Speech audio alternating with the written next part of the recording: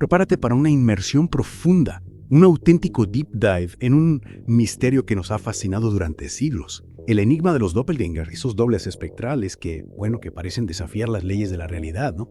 Es una pregunta, sin duda, que nos lleva a lo más profundo de nuestra identidad, al límite de lo que es real y lo que es pura imaginación. Empecemos por lo básico. ¿Qué es un doppelganger? La Wikipedia lo define como un doble fantasmagórico de una persona viva. Imagínate, solo imagínate, encontrarte cara a cara con tu propia imagen. Pero no reflejada en un espejo, sino respirando, moviéndose, existiendo en el mismo espacio, en el mismo instante que tú. En el folclore nórdico y germánico, ese encuentro era considerado un presagio terrible. Un mal augurio. Sí, un aviso de muerte inminente. Y ver al doble de un ser querido tampoco auguraba nada bueno. Era señal de enfermedad o desgracia. ¿Te imaginas el escalofrío que debían sentir nuestros ancestros ante esas apariciones? Sin duda, un encuentro escalofriante. Pero lo interesante, lo que me fascina, es que el doppelganger no solo aparece en las leyendas, sino que también ha sido un tema recurrente en la literatura. Es cierto, y ha ido evolucionando, ¿verdad? Exacto, desde un recurso cómico hasta una representación mucho más siniestra de la psique humana. Totalmente. En las obras de Plauto o Shakespeare, por ejemplo, el doble solía ser un elemento para generar confusiones y enredos divertidos. Sí, un recurso cómico. Pero a partir del romanticismo, la figura del doppelganger adquiere una dimensión más oscura, más psicológica. Más profunda. Mucho más. Por ejemplo, en Los Elixires del Diablo de E.T.A. Hoffman, el protagonista Medardo se ve atormentado por un doble. Atormentado. Sí, atormentado por un doble que parece una extensión de su propia mente. Una entidad independiente que lo lleva al borde de la locura. ¿No te recuerda un poco a lo que hoy en día podríamos considerar esquizofrenia? Es asombroso cómo esa novela, escrita en el siglo XIX, parece anticipar conceptos psicológicos que aún hoy nos intrigan.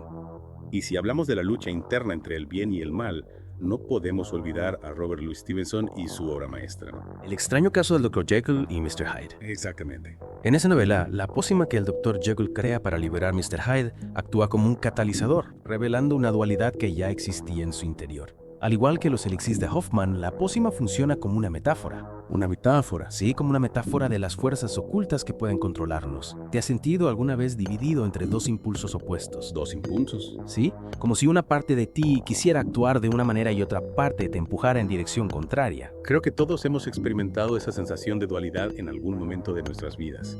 Y si hablamos de explorar la complejidad de la psique humana, Dostoyevsky es un maestro indiscutible. Sin duda. En su novela El Doble, nos sumerge en la mente de un hombre atormentado por su propio reflejo. Una batalla psicológica que lo lleva al borde de la locura.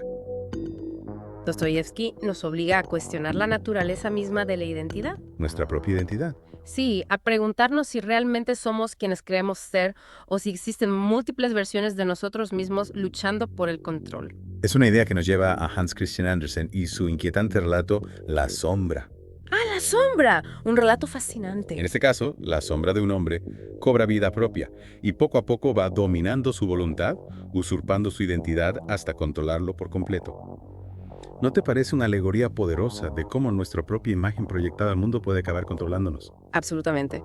Es como si nuestra persona pública, la máscara que mostramos a los demás, pudiera adquirir una vida propia y devorar nuestro verdadero ser. Es un pensamiento inquietante, pero a la vez fascinante. ¿No te parece? Totalmente. Y si hablamos de la dualidad del ser humano, Edgar Allan Poe nos ofrece una perspectiva diferente en su relato, William Wilson. William Wilson. En este caso, el doble no representa el mal, sino la conciencia del protagonista. Una voz que intenta guiarlo hacia el bien. Qué interesante.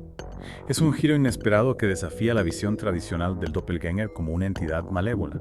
Poirier nos recuerda que la figura del doble puede tener múltiples interpretaciones, que no siempre encarna la oscuridad, sino que puede representar aspectos positivos de nuestra personalidad. Es decir, que no todos los doppelgangers son necesariamente malvados. Exacto. Algunos pueden ser una especie de guía, una voz de la razón que intenta ayudarnos a tomar el camino correcto.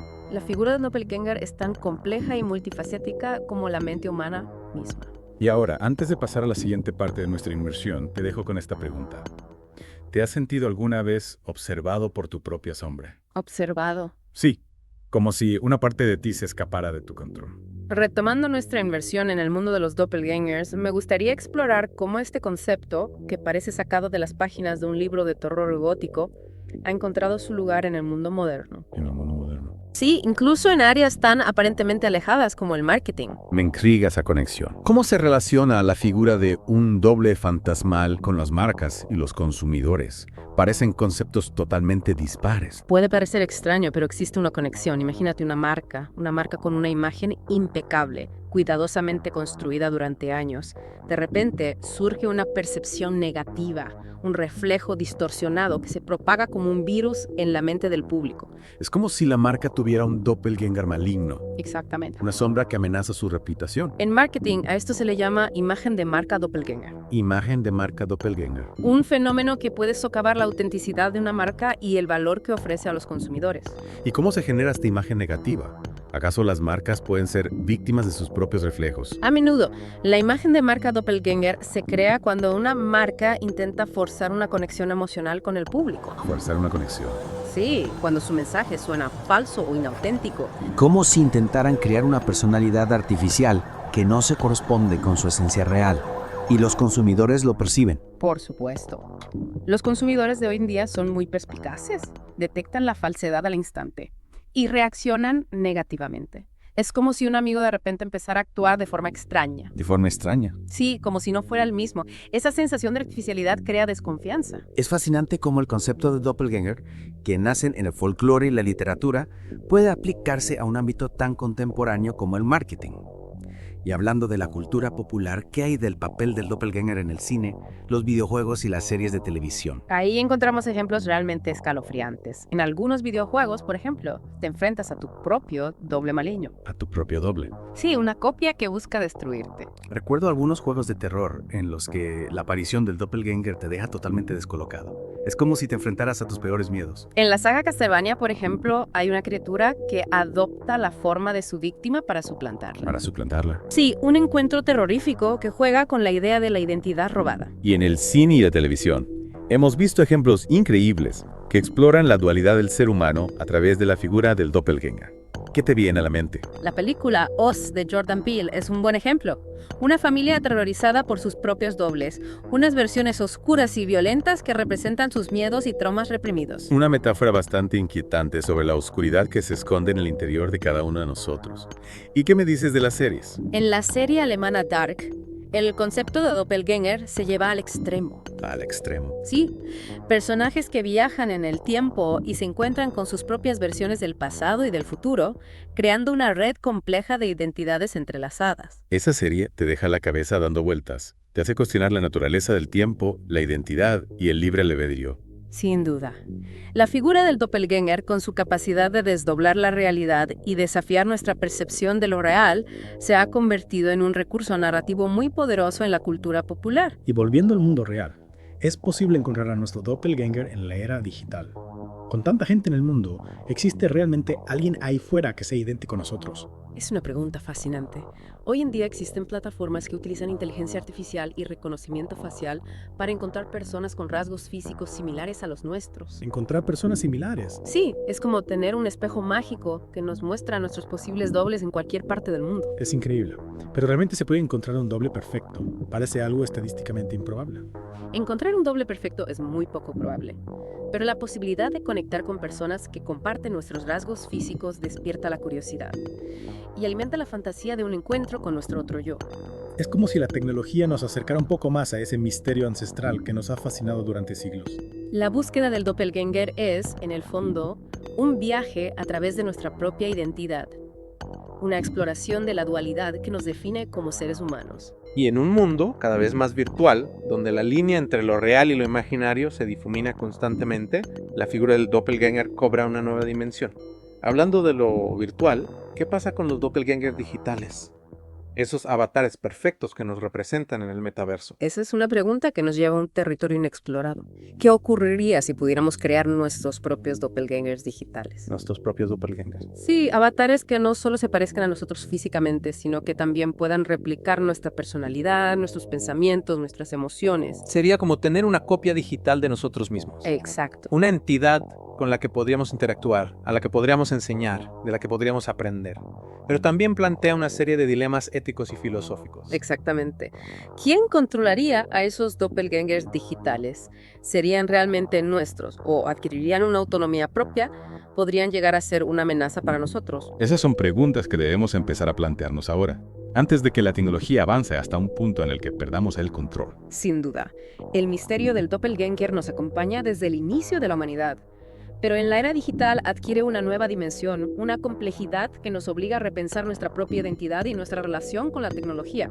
Volvamos a la esencia del doppelganger, a esa sensación, ¿cómo decirlo?, primitiva, de inquietud que nos invade al pensar en nuestro doble fantasmal. Sí, recordemos esas viejas leyendas. Las leyendas nórdicas. Nórdicas y germánicas, donde el encuentro con el propio doppelganger era un presagio de muerte inminente. Una sombra que se desprende de nosotros y nos acecha desde el más allá. Una idea escalofriante, sin duda.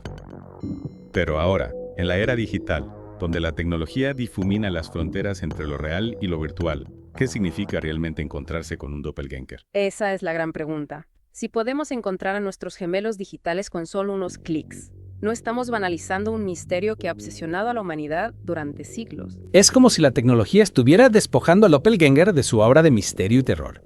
Pero al mismo tiempo, abre un nuevo abanico de posibilidades, ¿no crees? Si podemos encontrar a nuestros dobles digitales, ¿qué nos impide crearlos? Ahí entramos en un terreno fascinante y a la vez peligroso. Imagínate la complejidad de interactuar con una copia digital de ti mismo, con una entidad que posee tu apariencia, pero quizá no tu conciencia. Sería como no. Como enfrentarse a una versión fragmentada de tu propio ser. Un reflejo. Un reflejo que podría mostrarte aspectos de ti mismo que no conocías, deseos ocultos, miedos que no te atreves a confrontar. Y si esa copia digital pudiera aprender, evolucionar.